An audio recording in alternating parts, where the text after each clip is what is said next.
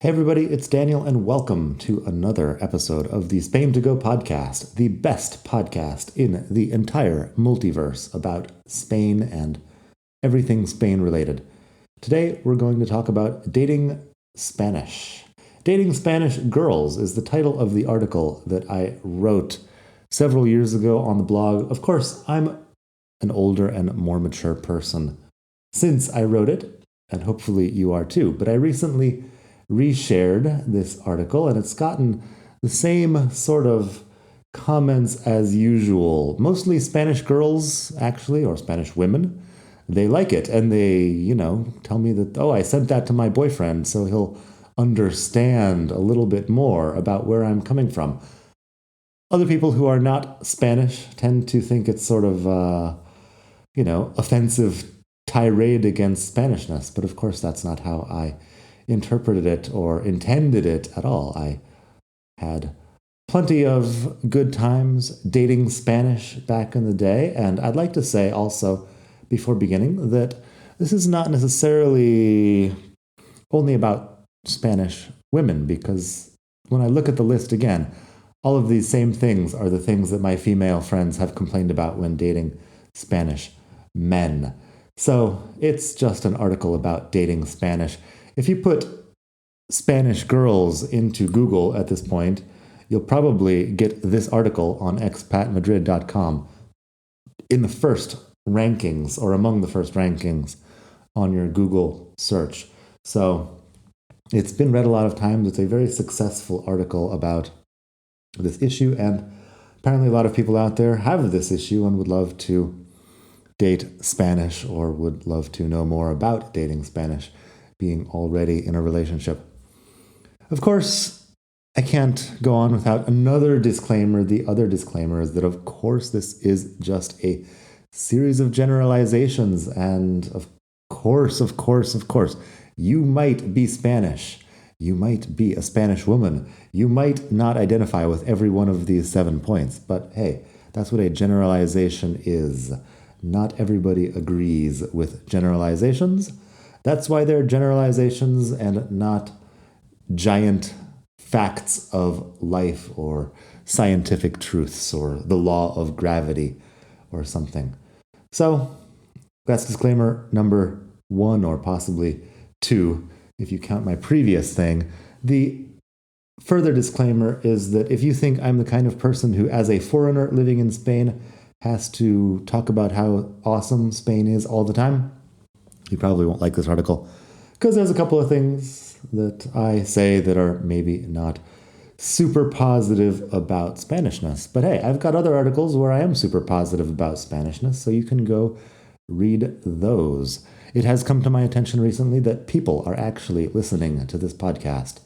And if you are a person and listening to this podcast, I really appreciate you taking the time. I'm happy that anybody wants to listen to me ramble about Spain. So without further ado, here are 7 things you should know before dating a Spanish girl. Number 1, you'd better get ready to spend your summers at the beach or in the pueblo. Where I'm from, summer vacation can mean a lot of things. You could take a road trip. You could go to the mountains. You could do a lot of different things. You could travel internationally even. However, for Spanish girls, it only means one thing, or possibly 2. If you get into a serious relationship with a Spanish girl, you can say goodbye to any other summer plans because you will be spending your holidays until the end of time, either at the beach or, if you're even less lucky, in her pueblo. So if you've decided that you absolutely must date a Spanish girl, your only hope is to try to find one with a particularly nice pueblo or parents who own a beach house in Marbella. Years ago, I was giving classes to a 40-something executive at an important media company, and I remember him telling me how lucky I was to have a girlfriend from a town of 10,000 people in a relatively nice area, because his wife was from some dusty village of 200 souls down in Murcia, 90 minutes drive from the beach. And that was where he was doomed to spend his holidays, till death do us part, sleeping on a sofa bed in the kind of place where Clint Eastwood would have gone to film a spaghetti western. So if you don't, for some reason, enjoy spending 3 weeks of every summer with sand up your ass crack and bored to tears on the beach in Benidorm, or watching mangy dogs lick themselves on the town square of Villafranca de Ojetes, population 22, maybe, just maybe, you should look for a girl of another nationality. See, I told you I was going to do a lot of generalizing. Moving on to point number 2. She's used to guys who own cars and live with their parents. She's used to dating guys, specifically, who own cars and live with their parents. Most of my international friends here in Madrid think that owning a car in the city is kind of insane. Now in Barcelona, the same. Why would you own a car if you've got public transport and you can basically walk everywhere, or take a bike, or any number of other things? But we usually come from places with no public transport, and so we're excited about the concept of getting on a metro or bus to go places. Walking out of the house and having such things waiting for us seems glamorous and European, almost James Bondish, in fact. However, for your average Spanish guy, owning a car is a large part of the seduction process. Why, I hear you ask? Well, it's because even though he's years out of university, he still lives at home with his parents. Just try getting intimate with that special lady in your race car-shaped bed while mom and dad are sitting on the sofa eating pipas and watching Hombres y Mujeres y Viceversa. I think that's probably a sort of dated reference to some Spanish TV show from 5 years ago. I have no idea. Maybe they're watching the bullfights while eating pipas, just in the next room over while you're trying to get intimate. It's just like being a teenager, but you're 35. It's much better to borrow dad's car, or, even better, take your own and try to get intimate on a remote hilltop, just like a movie from the 1940s in the US. Because in Spain, it doesn't matter if you're 35, you can still be unemployed and living at home. You can be sleeping on a twin bed shaped like a race car, and nobody will think it's weird. Most people just blame the economy or the real estate market, the political situation in general, something equally lame. But in any case, Spanish girls are used to dating guys who own cars, or at least who can borrow one from dad, so you might get a little bit of blowback if you do not own one. Don't worry, though, if you're in your 20s or 30s and carless, but you somehow manage to scrape together the money to rent a room in a shared flat, you're golden. And if you happen to live alone, my God, you've got all the possibilities. You've got a leg up on the competition, because last time I checked, having sex in a car was pretty awkward and uncomfortable. Actually, the last time I checked was the year 2001, and I was a teenager. Moving on to point number 3. You might want to know about dating a Spanish woman. Her fiery personality is only sometimes charming. So here's the thing. I don't see much of what goes on inside Spanish families, so I'm not sure how it happens.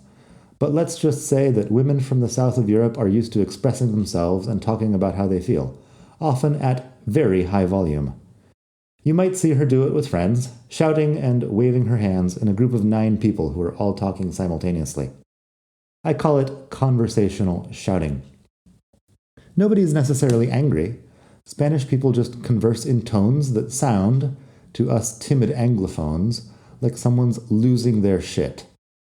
If you should somehow become the target of this conversational shouting, and you will if the relationship lasts more than a few hours, the best thing to do is just breathe. Don't take it personally. It might not even be an argument, at least by her definition. She's probably just never had someone in her life tell her to calm down.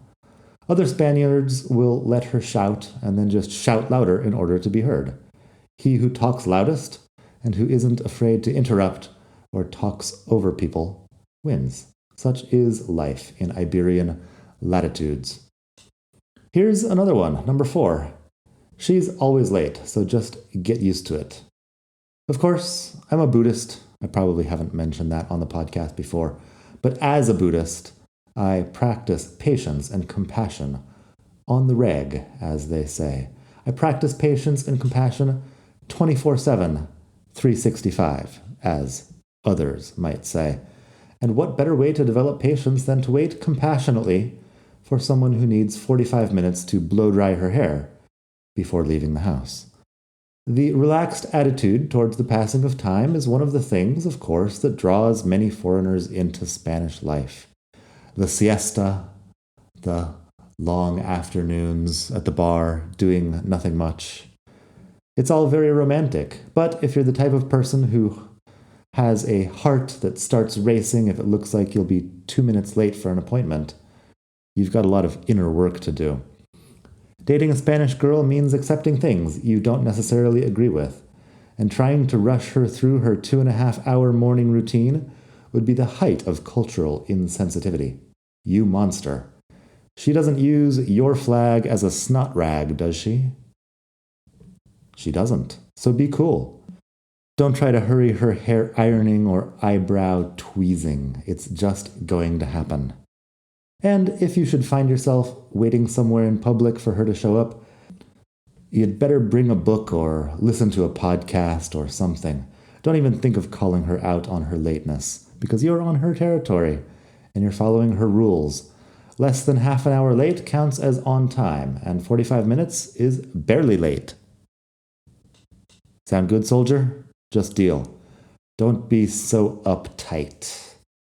While we're here, I think this is point number 5, but I could have lost track at this point.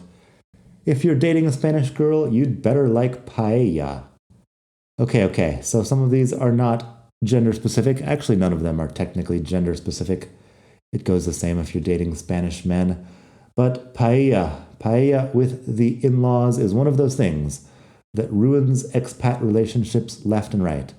Because to many Spaniards, it's completely non-negotiable. And it's every Sunday, forever. Of course, I hear you. You're saying, but last weekend my mother-in-law made cocido. Will you stop with these generalizations, Daniel? Yankee, go home. Yes, Yankee, go home. People tell me that from time to time.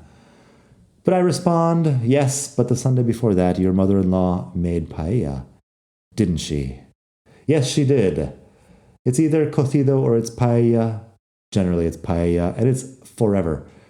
So, much like dating a Spanish girl means you've forgotten about any summer plans that don't involve lying on a beach for 3 weeks every summer, you'd also better forget about Sundays where you can make your own plan, because it's going to be paella with the in-laws. Till death do us part. It's going to be rice and saffron. And of course, before you get too excited, recognize that the Spanish are also very, very clear on what is a paella. It doesn't have chorizo in it. That's a topic for another article. But if you suggest adding some chorizo, they'll probably kick you out of the family. Just trust me on this one. I've been there. It doesn't work. Point 6. This is something you might want to take into account, especially if you're an English speaker. She might just be using you to prepare for a job interview. I'm sure I'm not the only guy this ever happened to. I'm on the first date thinking, wow, this girl is cute. She would never go out with me back home.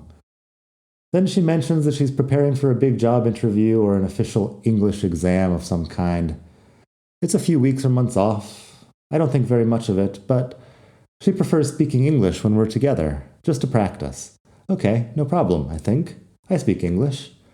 I correct her pronunciation a bit. I teach her some colloquial expressions. I try not to confuse her with quaint regionalisms, and finally the big day comes. She does her interview, she passes her exam with flying colors. Congratulations are clearly in order. So I, or possibly you in this case, take her out to dinner to celebrate.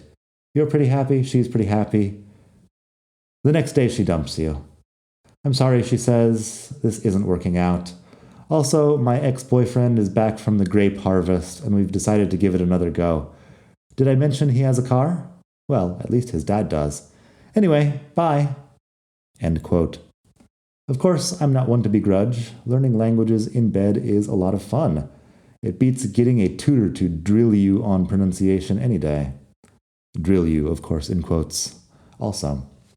But sometimes I wonder how much these serious student girls are really into me. Was she just hanging in there for the free conversation classes? Was she waiting for the interview to be over so she could go back to dating guys with dark hair and the ability to get a tan? Maybe she got sick of my carless ass and our sofa dates. Maybe she longed to go back to making out in the park with an unemployed guy who uses lots of hair gel and goes clubbing for fun, whatever that means. Oh well, plenty of fish in the sea. Finally, the seventh thing you should know about dating Spanish women or girls. You might have to deal with her bizarre superstitions. My grandma in the pueblo always told me, she says, sometimes what comes next is a bit of hard-earned wisdom from near starvation after the Civil War. Contigo pan y cebollas, or some such. But it could also be some wild superstition based on the pre-scientific beliefs of the shepherds in the hills around her town. Of course, there are people from all over who believe wacky, unscientific things. I'm sure this is not limited to Spanish people. But here's one that bothers me. The idea that aircon or heating makes you sick, or really moving air of any kind, especially if you're indoors. I suspect this is just a myth created by the scarf industry to make sure she spends 11 months a year wrapping her neck. The other 1 month of the year she'll be at the beach, extolling the magic healing powers of seawater and kelp. Another superstition, don't sleep with plants in your room. Plants give off oxygen during the day, but at night they shoot poison gas out of their pores and you'll die asphyxiated in your bed. Camping is okay, though, because that's outdoors and it's different air. Duh, because my grandma told me. Anyway, I could go on. Computers give off toxic radiation, but if you have a small cactus near your computer, the cactus absorbs all of the radiation and you'll be fine. Just for one more example of Spanish superstitions. And there's more, but let's quit while we're ahead. En fin, is dating a Spanish girl worth the pain? Of course it is. The amount of heartbreak I've been through because of Spanish girls in my several years of doing this is truly mind-boggling. I'm shocked that I'm still barely hanging on to a shred of sanity after all that. But I still love them, all those feisty Spanish females. And I'd do it all again in a second. So, let me know on the blog. What's your experience dating a Spanish girl or a Spanish guy? Either way, I'm happy to hear your story. Head past expatmadrid.com and send me something on the contact form. And hey, if you love this episode or hate this episode, I'm happy to hear about that too. I would love to know who's listening to this and why. And if you have some suggestions for future content you would like to hear on this blog, please let me know. I do this for you because I've got all kinds of other things that I could be doing that would be less difficult than trying to edit this and get it out.